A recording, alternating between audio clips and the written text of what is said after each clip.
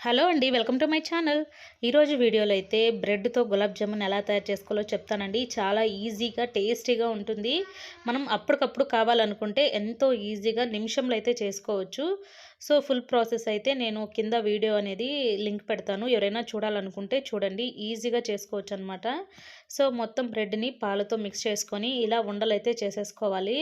చేసుకున్న ఉండలన్నిటిని కూడా ఆయిల్‌లో ఫ్రై చేసుకోవాలండి. ఆయిల్‌లో వేసిన తర్వాత మనకివి మంచి రంగు వచ్చేంత వరకు అయితే ఫ్రై చేసుకోవాలన్నమాట.